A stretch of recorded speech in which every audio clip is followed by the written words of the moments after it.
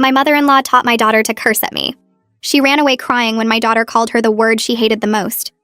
It began with small things like teaching Lily to call me lazy when I sat down after work. Dottie would whisper to Lily, and then Lily would run over and say, "Mommy is lazy," then run back to Grandma for a high five. I told Dottie to stop immediately, and she said she was just playing and I needed to lighten up. She said children need to express themselves freely, and I was stifling Lily's personality by being so strict about language. My husband Adam thought it was harmless and said his mom was just having fun with her granddaughter. The next week, Dottie taught Lily worse words. Lily came home from Grandma's house and called me stupid when I said it was bedtime. She said Grandma told her she didn't have to listen to stupid rules. I confronted Dottie, who laughed and said kids will learn these words anyway, so why not from family? She said I was overreacting and making a big deal out of nothing. She told Adam that I was trying to keep her from bonding with Lily, and he asked me to be more flexible about his mother's different parenting style. By March, it had escalated to actual curse words. Lily called me the B word when I wouldn't give her candy before dinner. She said it clearly and proudly like she'd been practicing. I asked where she learned that, and she said Grandma taught her the special word for when Mommy is being mean. I called Dottie immediately, and she pretended to be shocked. She said Lily must have heard it somewhere else and was blaming her. But Lily was specific that Grandma had taught her exactly when to use it. Dottie then changed her story and said maybe she'd said it accidentally while driving, and Lily overheard. I told Adam his mother was deliberately teaching our daughter to disrespect me. He said I was being paranoid and his mother would never do that intentionally. He suggested Lily was just going through a phase and we should ignore it. But I knew better because Lily only used these words with me, never with Adam or anyone else. She was being specifically trained to target me. I tried limiting Dottie's unsupervised time with Lily, but Adam said I was being controlling and punishing his mother unfairly. He insisted on maintaining their weekly overnight visits despite my concerns. After each visit, Lily came back with new inappropriate words and phrases specifically aimed at me. Dottie had taught her to say I was mean, unfair, boring, and that Daddy should find a better mommy. The worst part was that Dottie would act innocent when confronted and say she had no idea where Lily was learning such terrible things. She'd offer to help discipline Lily for the language she herself had taught. She'd sit Lily down and say we don't use those words while winking at her. Lily thought it was all a game between her and Grandma against Mommy. That's when I decided to teach Dottie how it felt to have a child disrespect you. I started having private conversations with Lily about Grandma. I taught her that Grandma was old, and that's why she forgot things all the time. I said Grandma needed naps because elderly people get tired easily. I taught Lily to pat Dottie's hand and speak slowly and loudly because Grandma had trouble understanding. Lily started treating Dottie like she was ancient and feeble. She'd yell everything at her and ask if she needed help walking. She'd tell Dottie she looked tired and should rest. She'd explain things multiple times because old people forget. Dottie was furious but couldn't complain without admitting she understood exactly how words could be weaponized through a child. Next, I taught Lily about personal boundaries and privacy. I said some things were just for our house and not for Grandma's house. I taught her to say that's private when Dottie asked about anything. Dottie would ask what we did that day, and Lily would say that's private. Grandma shouldn't be nosy. Dottie asked what Lily wanted for her birthday, and Lily said that's private information not for Grandma. Every question got the same response until Dottie couldn't have a normal conversation with her granddaughter. I also started teaching Lily about truth and consequences. I explained that sometimes people teach us wrong things, and we need to tell other adults when that happens. The next time Lily was at preschool, she told her teacher that Grandma taught her bad words. The teacher called me concerned, and I explained the situation. The teacher was appalled and said she'd have to report it if it continued. I made sure Dottie knew the preschool was now watching for signs of inappropriate influence. The real consequence came when Adam's sister visited with her kids. Maeve arrived with her husband Ricardo and their 2 daughters Ingrid and Mildred on a Friday afternoon. They walked through the front door with suitcases and smiles, and Lily ran to greet her cousins. Dottie was already there setting the table for dinner because she always inserted herself into family events. Lily saw her grandma and marched right over. She patted Dottie's arm and spoke very slowly and loudly. "Grandma, you look really tired. Old people need lots of rest. You should go take a nap now." Dottie's face turned red immediately.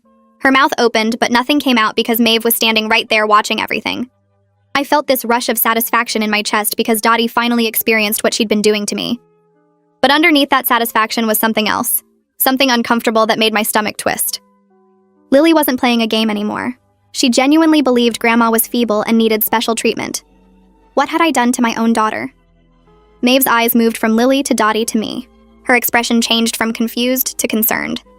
She didn't say anything right then, just picked up her purse and suggested the girls go play upstairs. Dinner that evening was awkward and tense.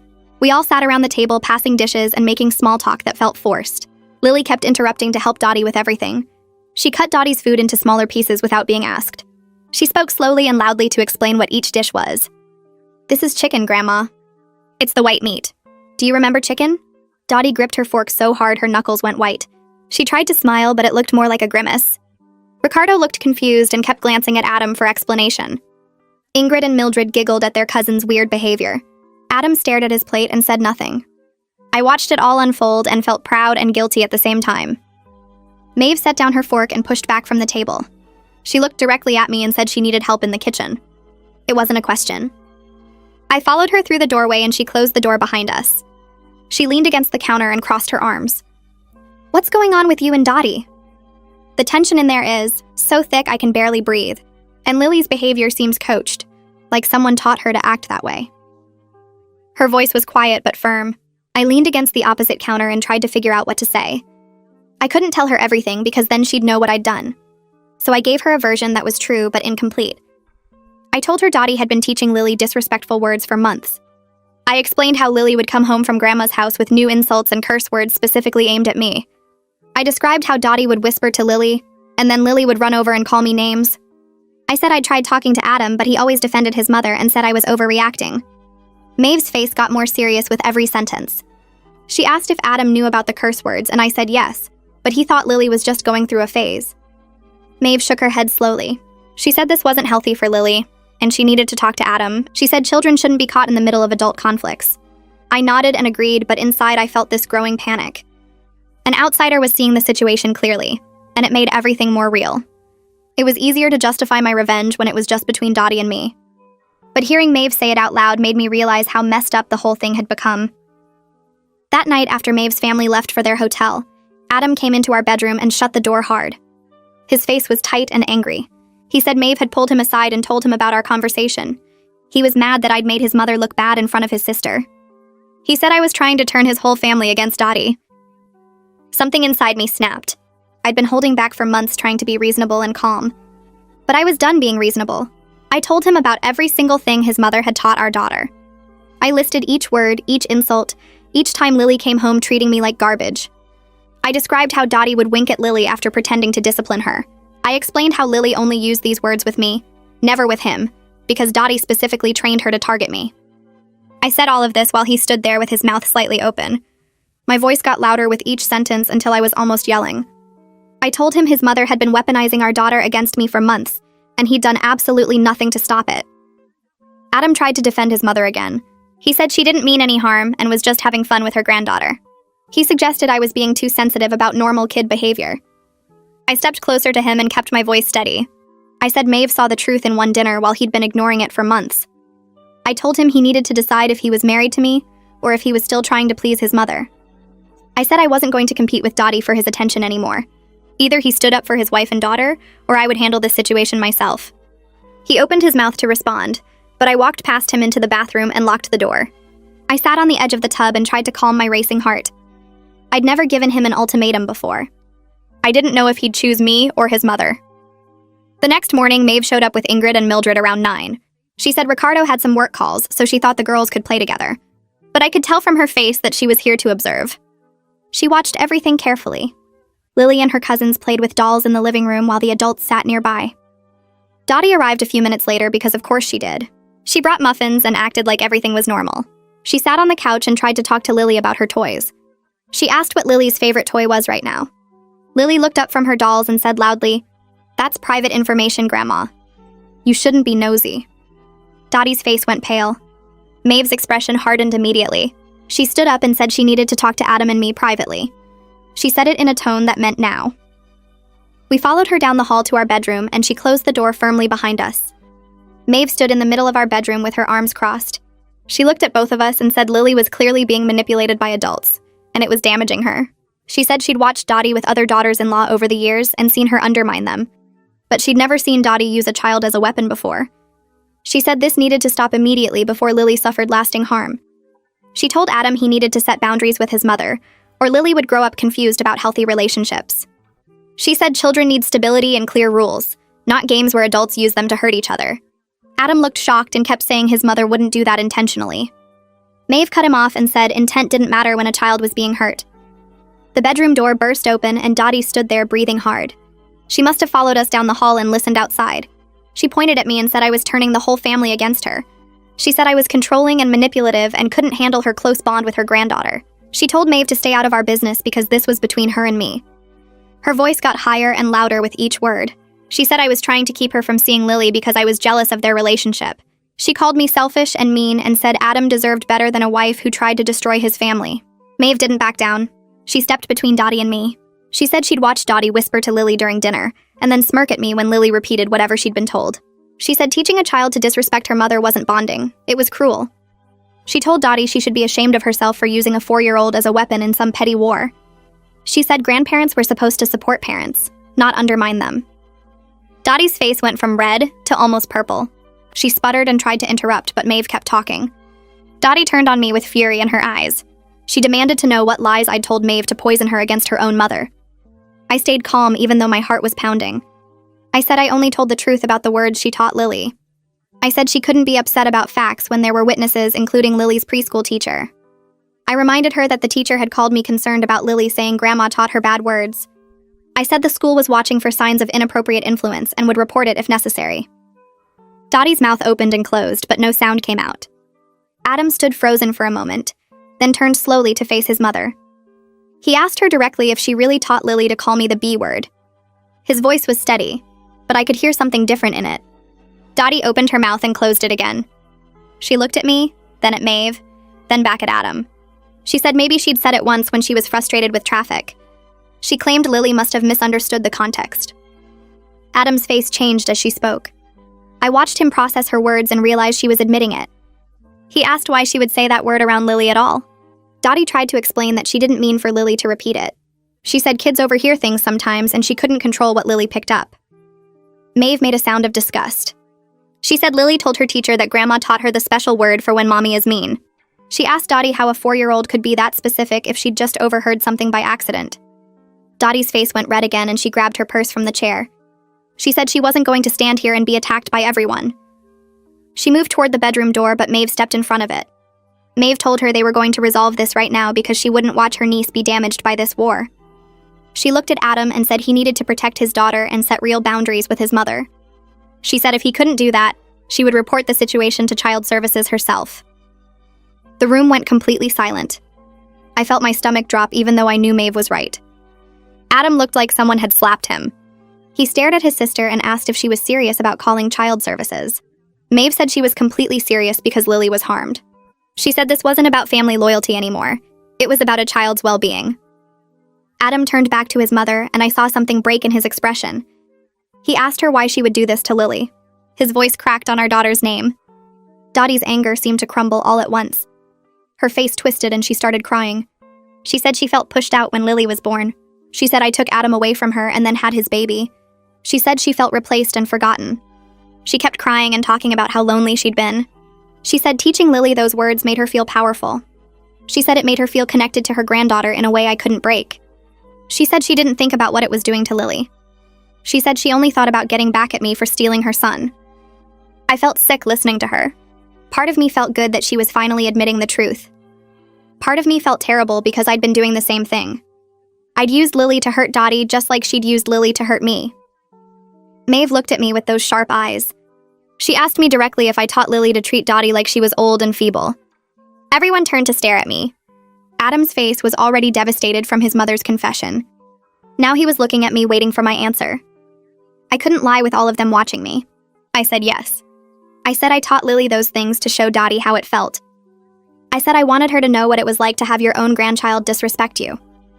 The words came out and I heard how bad they sounded. The room went completely quiet again. Adam looked at me like I was a stranger. His expression was worse than when he looked at his mother. I realized I'd become exactly what I hated about Dottie. I'd used our daughter as a weapon just like she had. Maeve shook her head slowly. She said we were both wrong and both harming Lily. She said we'd been using a 4-year-old child as a weapon in our personal war against each other. She told us Lily was going to need therapy to undo the damage we'd done. She said we needed to figure out how to be adults before we destroyed this child's sense of security and trust. She said Lily needed parents and grandparents who protected her, not people who used her to hurt each other. I heard footsteps in the hallway. Lily appeared in the doorway wearing her pajamas. Her face was red and wet with tears. She asked if she did something bad. Her voice was tiny and scared. She said she heard everyone yelling about her. I felt like someone had punched me in the chest. She thought this was her fault. She thought she'd done something wrong when really it was me and Dottie who'd failed her. I dropped to my knees in front of her. I told her none of this was her fault. I said the grown-ups made mistakes and taught her wrong things. Adam came and knelt beside me. We both told her we were sorry for confusing her. We promised we were going to fix everything so she didn't have to worry anymore. She wrapped her arms around both our necks and cried. I held her and felt the weight of what I'd done to her. Over the next week, Adam and I searched for a family therapist. We needed someone who specialized in situations where children get caught between fighting adults. We made calls and explained our situation over and over. We found someone who could see us quickly. The therapist met with Adam and me separately first. She asked detailed questions about what we'd each taught Lily. She asked about Dottie's behavior and my response to it. She didn't judge, but she took a lot of notes. Then she met with Lily alone. I sat in the waiting room feeling anxious the whole time. When the therapist called us back in without Lily, her expression was serious. She said the damage was significant but not permanent. She said Lily was confused about who to trust and what behavior was acceptable. She said Lily had learned that adults use her to hurt each other. She said if we committed to real change, Lily could recover and learn healthy patterns. She said it would take work and consistency. She said Dottie would need to be involved in the therapy too if she wanted to maintain a relationship with Lily. She gave us homework and scheduled regular appointments.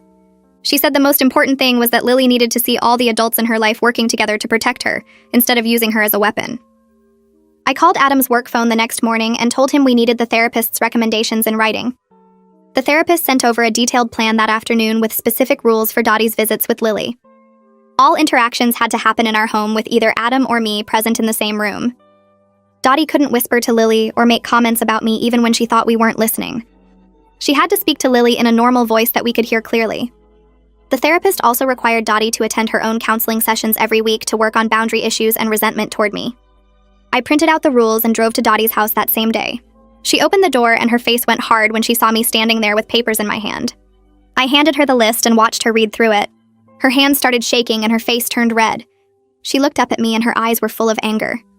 She said this was ridiculous and I was trying to keep her away from her granddaughter. I told her these were the therapist's rules, not mine, and if she wanted to see Lily at all, she had to follow them. She asked what would happen if she refused.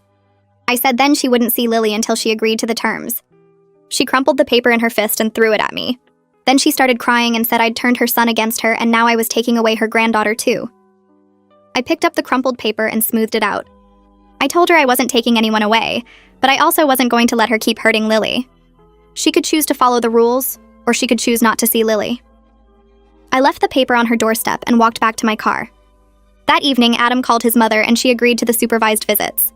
Her voice was tight with anger when she told him yes, but she said she'd do whatever it took to see Lily.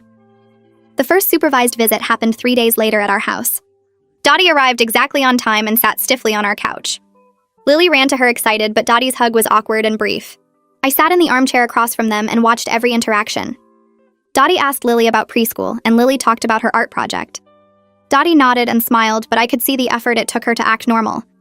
She didn't whisper anything to Lily or make any comments about me. After an hour, she left without saying goodbye to me. The real work started with Lily the next day. I sat down with her at the kitchen table while she colored and told her we needed to talk about Grandma. I said the things I taught her about Grandma being old and forgetful were wrong.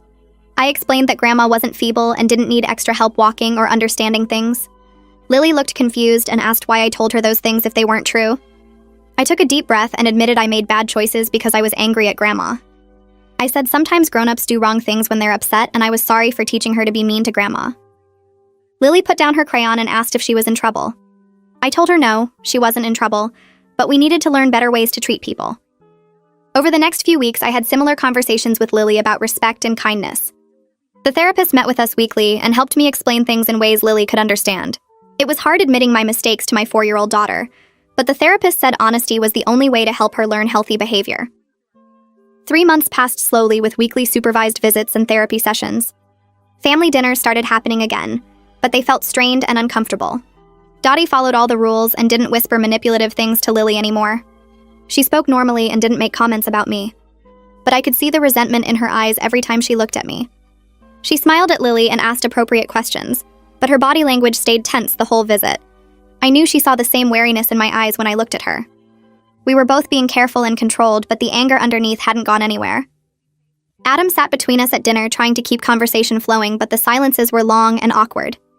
Lily seemed happier, though, and didn't use inappropriate words anymore. Her preschool teacher called me one afternoon and said she'd noticed a big improvement in Lily's behavior and language. The teacher said whatever we were doing at home was working, and she was glad to see the change. Adam and I started going to couples therapy too because the trust between us had cracked. He admitted he should have listened to me earlier about his mother, and I admitted I went too far in my revenge. We were rebuilding slowly, but it took effort every single day. Our relationship with Dottie would never be warm or comfortable, but we'd established boundaries that actually protected Lily.